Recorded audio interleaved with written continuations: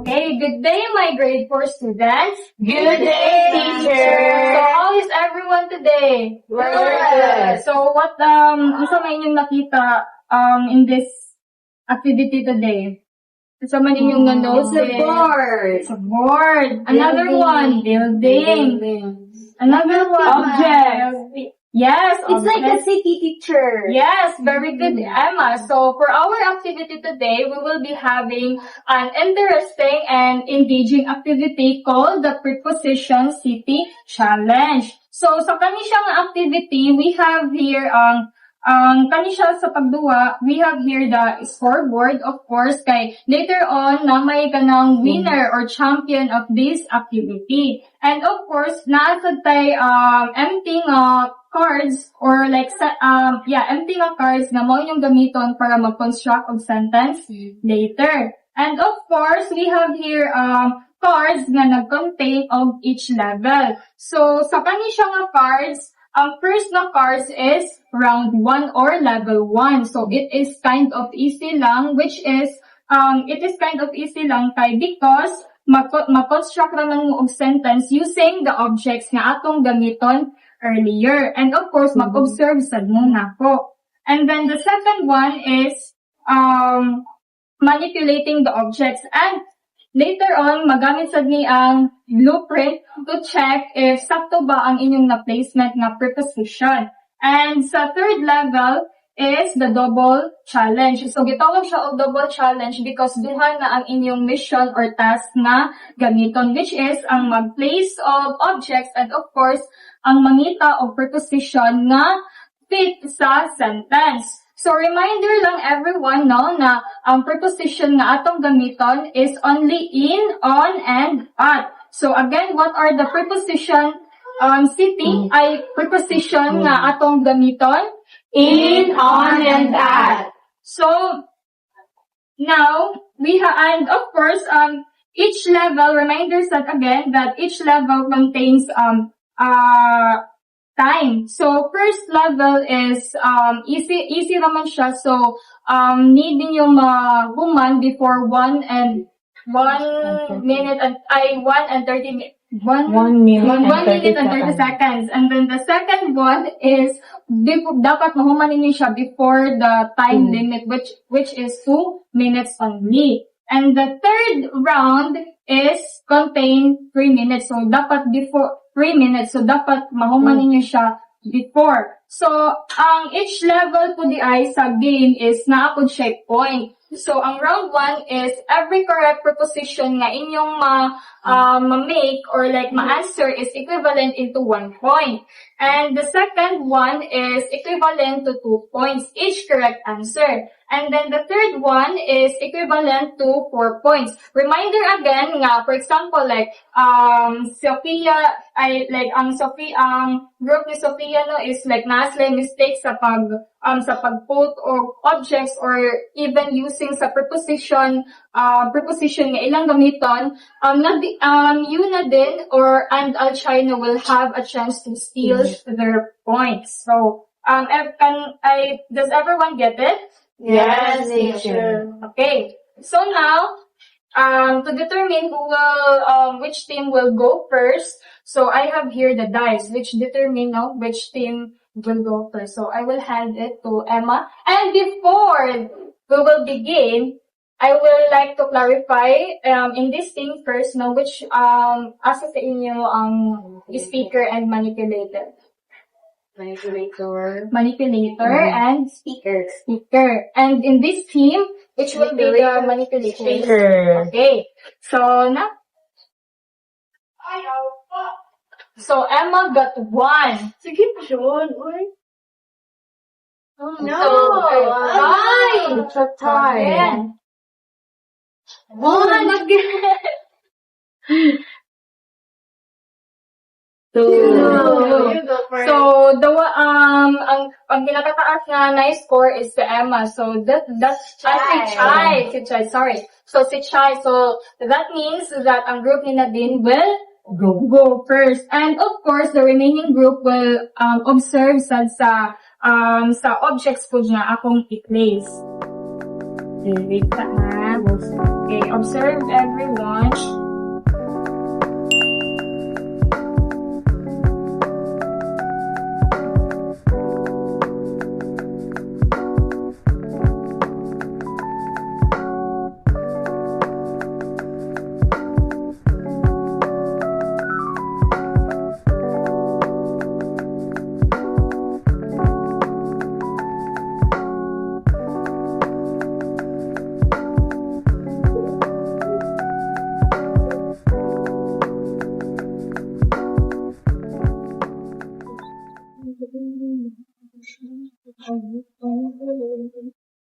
Okay.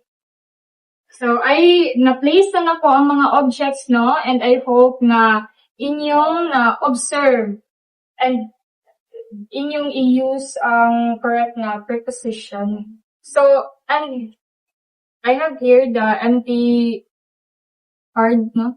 So, anhanin nyo i-butang ang inyong sentence na using sa objects na akong given earlier. So, before, ready na ang each duha sa inyo? Yes, Ready na? teacher. So, I will now start. So, I'm mag-group. Magpuan lang ka din, mag-observe.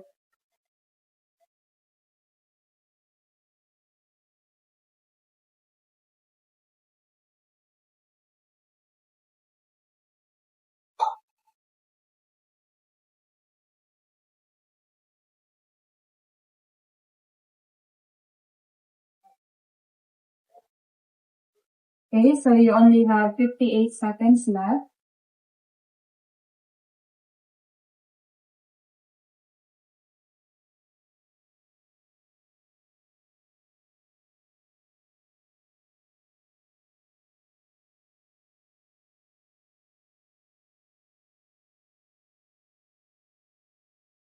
Yeah. 35.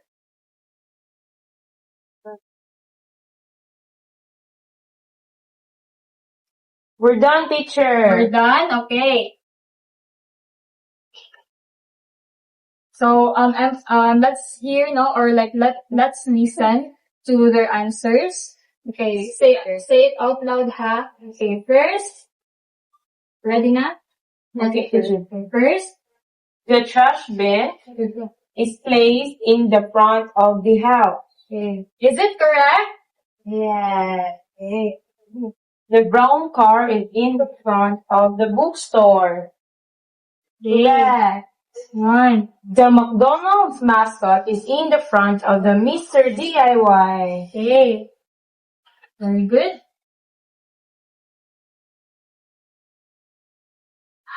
Next.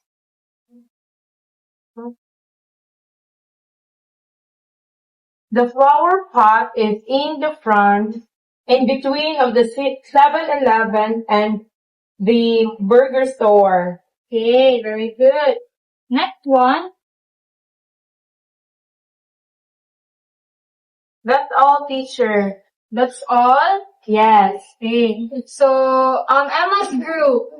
So, pila naman yung na-answer? 4. We didn't see the lady Okay. lying on the floor. So, it means that Emma's group will have a chance to, steal the answer. Okay, so for you, Miss Emma or Miss Sophia, so what correct preposition we will be using in this object?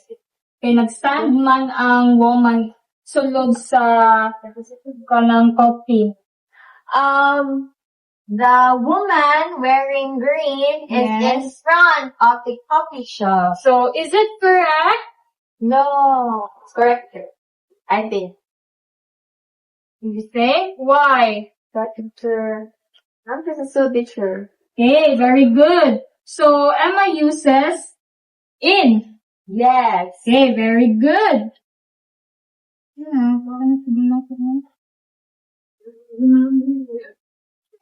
Okay, let's check, no? Ay, ang group ni Nadine, I think ang group ni Nadine kay, they only got four answers, so it is equivalent to 4 points. Yay! Team A got 4 points. Okay. So now, and naka-steal man ang team ni Emma, so na sila'y 1 point.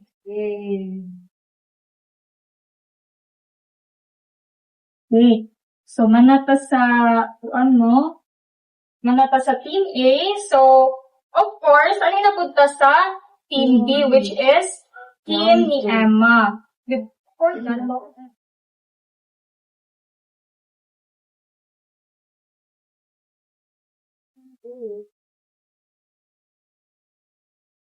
Okay.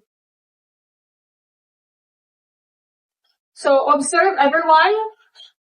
Look closer, no? Look closely the objects that putting. So, of course, sa team Manila ni Emma, so All China's group will also observe, and you can still their points if naamang ganit sila sayop na may use na preposition. So, Okay.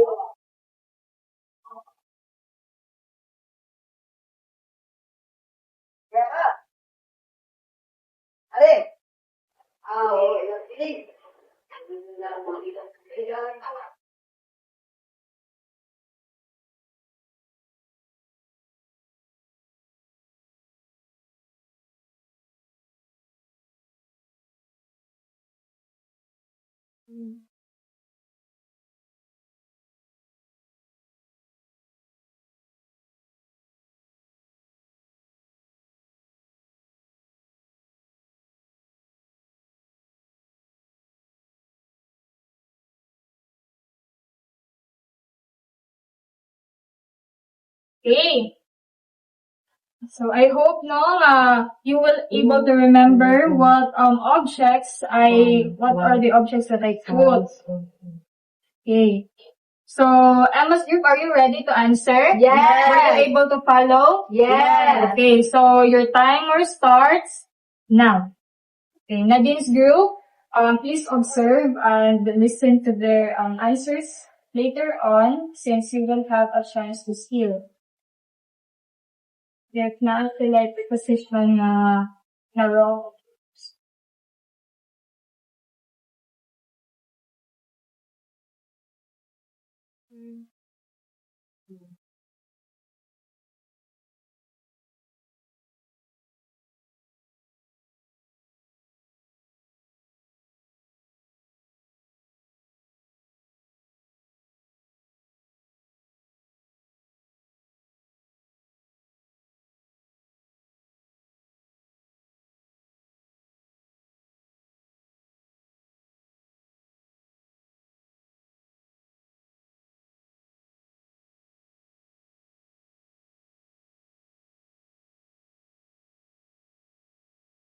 Okay, 30 seconds left.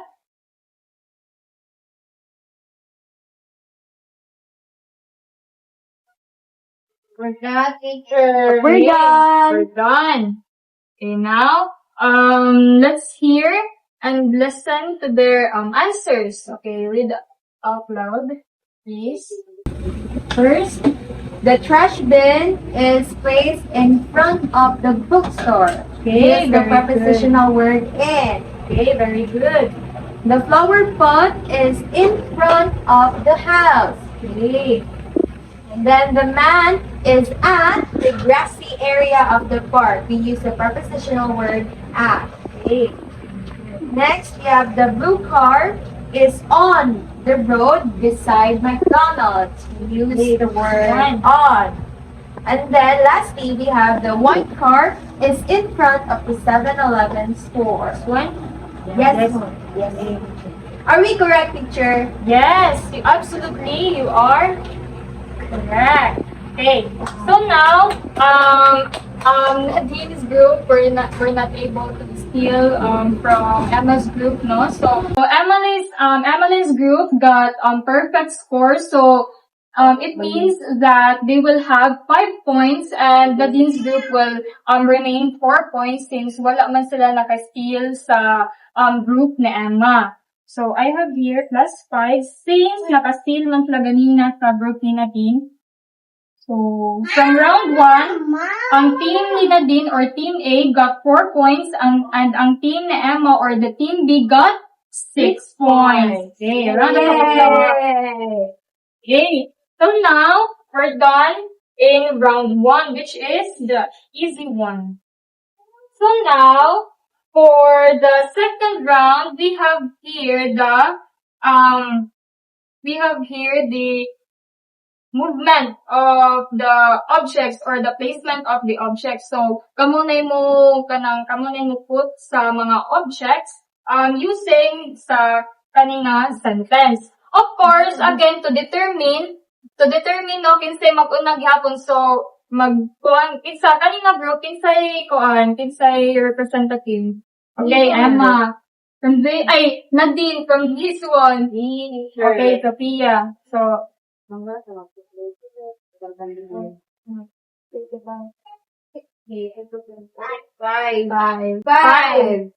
Five kang Sophia, then kang Nadine. 4. So it means that ang group ni Sophia will go first. Yes. But in this level, I increase the time which it will become 2 minutes only. So you will have taas pa dito time para makakuan mo no, like makayuit mo ko position. Okay. So now, and of course, sa kanina level, kanay manuscript. So, ang kaning manuscript ay blueprint. In this level, no, na ay blueprint. So, in this level, ang kaning blueprint kay makahelp ni siya ninyo to determine exacto ba ang inyong objects na na-place din niya sa diorama. So, did everyone get it? Yes! Okay. So now, I will hand it. Okay. Who's the speaker here?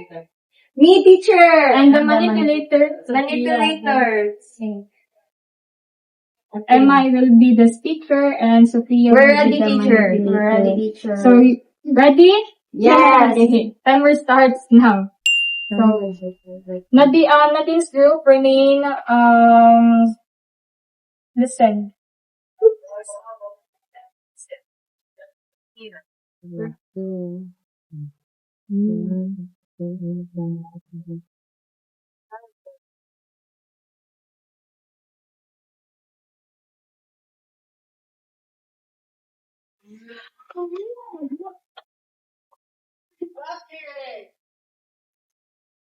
Observe.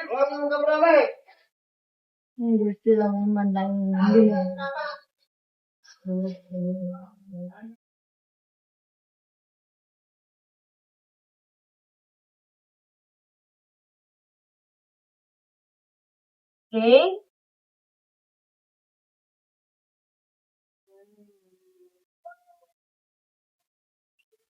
Where's the brain? Okay, 58 seconds left.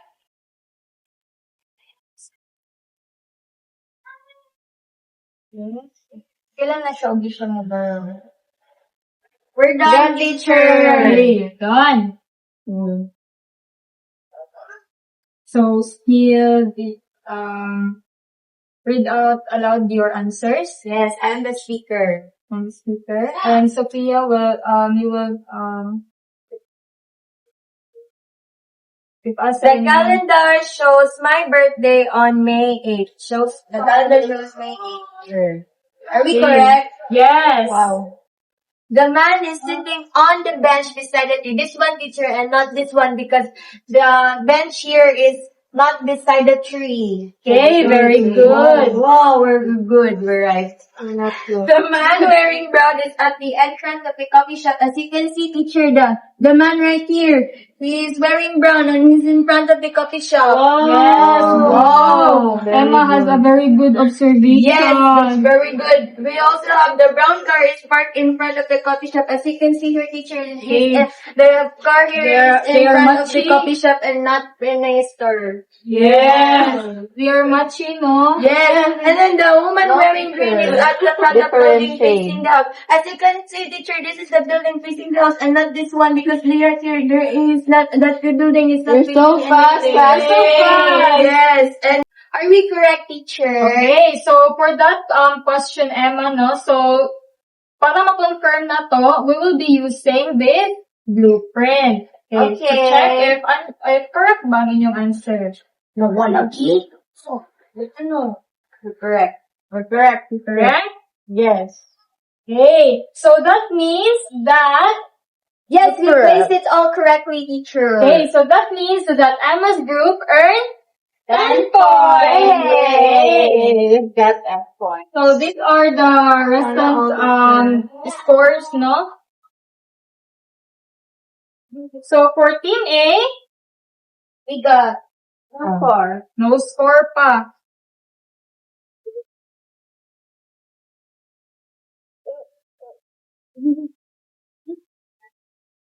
So for team Emma's group, no? Pwede lang mo like mag-observe lang sa nila how they use the preposition. Okay, first, ako saan niyo siyang i-remove? Okay. Nadine's group, be prepared. Be prepared. Okay. Okay. So, Nadine, I mean, in this group, who will be the manipulator and the speaker? Me, the manipulator. And the speaker will be Nadine. Okay, so, in this level, you only have 2 minutes. Remember that you only have 2 minutes. So, it is, much better, no, nga mahuman ninyo before mahuman ang 2 minutes na time para sa inyo. So, okay, so, is everyone ready na? Yes, teacher. Timer starts now.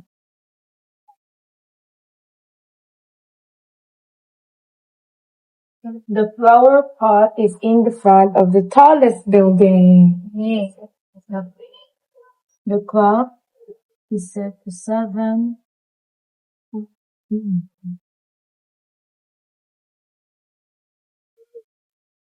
the calendar on July 15.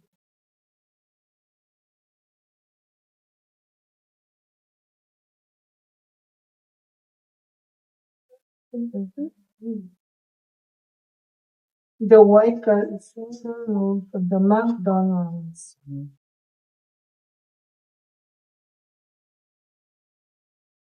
Then, the flower pot is the trash bin. Okay.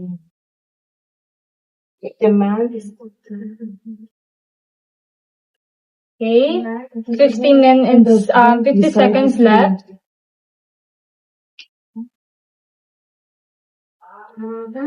done, sure. Done? Okay, very good. Okay. So, read out aloud. So, So, first teacher is the man is sitting on the bench beside the tree. okay, this one. Okay. And then the flower pot is in front of the tallest building. This is the tallest building? Yes, teacher. Okay, very good. And the clock is set at 7:25 a.m. Okay. Then the calendar shows the exam schedule on July 15. We can circle it, teacher. Okay, very good. And then the white car is in the road beside McDonald's. The white car is beside. Is it correct or Teacher, still. okay, Emma? Teacher, For you. it's wrong, teacher, because she said that in the sentence that it says that the white car, it should be placed beside McDonald's. But it's not on the road beside McDonald's, so it should be where? here. Okay, so what still a preposition you will We use? use on, teacher, because the white car, as you can see there, it's on the road and it's beside McDonald's. Okay, very good. Okay, so Nadine's group got it wrong, but Emma's group is still it, but they got it also wrong. So for you class, what are the correct preposition that we will be using? The only preposition that is missing, teacher, in why? In. So thank you for your clarification, Emma. No, so yes, it is on the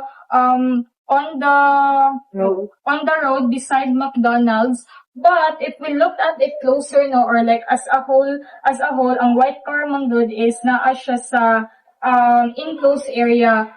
Inside, I mean, beside sa McDonald's. And nag-base ta sa sentence na naa sa atong card. That's why we will be using the preposition which is in. Oh, okay, so it's within an area beyond. Yes. Okay. Okay. So, did everyone get it? Yes, teacher. Okay. So, Miss Nadine, were you able to answer the whole the whole level? I mean, like, second round. Yeah, teacher, but we got one incorrect. Okay, you got one incorrect. For our round 2, no, since Nadine got only one wrong, so it means that their points accumulated 8 or equivalent to 8 points. Good. Is for our round 2. So for our round 3, this would be not very but medyo challenge siya since duha na ang initas.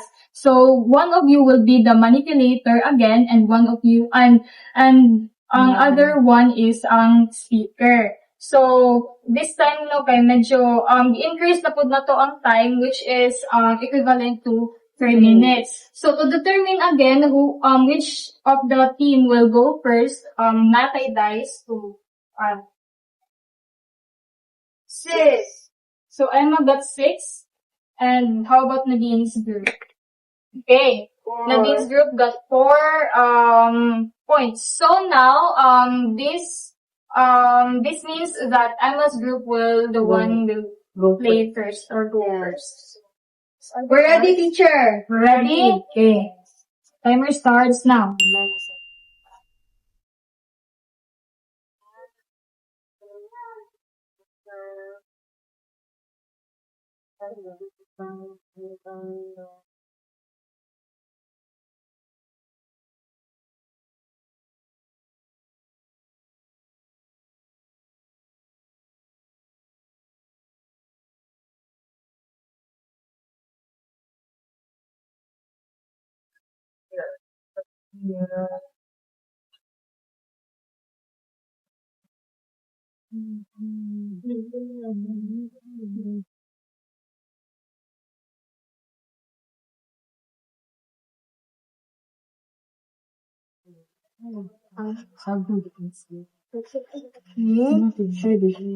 So on Nadine's group,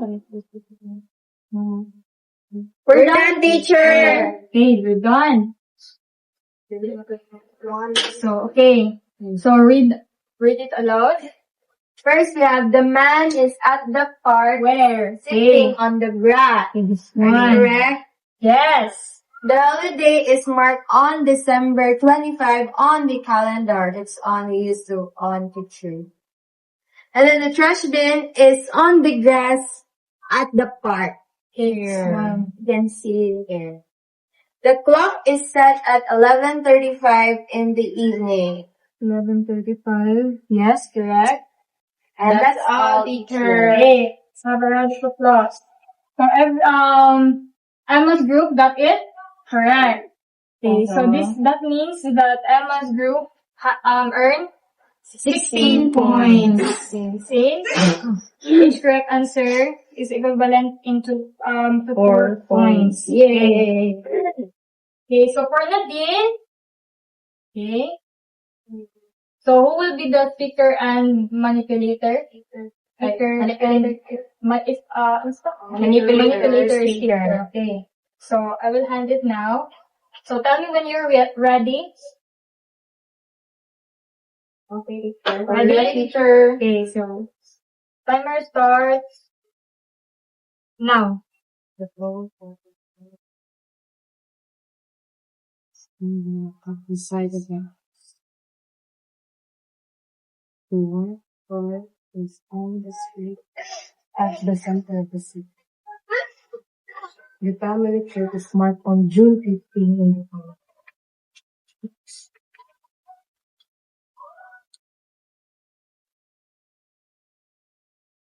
The clock stopped at 10:45 in the evening.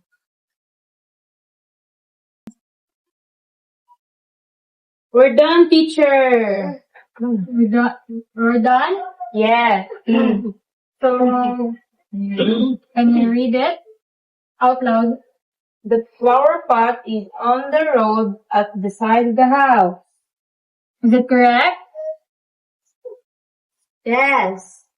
Okay. The white car is on the street at the center of the city. Correct. Correct. The family trip is marked on June 15 in the calendar. Okay. Yes, correct. The clock stopped at 10:45 in the evening. Okay, very good. That's all, teacher. Okay, so that means that everyone got correct. Okay, so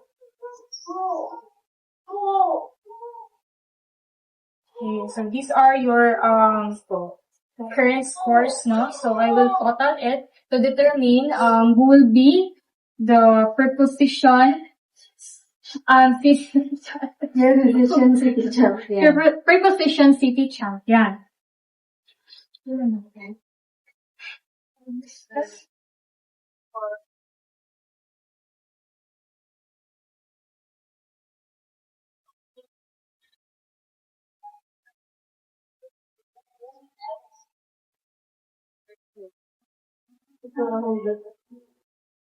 Okay.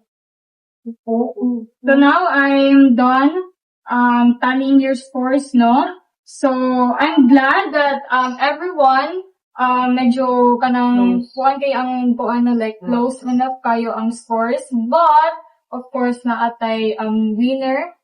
Winner here. So unfortunately team A or team Nadine's group got 28 points and team B or Emma's group got 30 points. But it is not a bad scores because everyone is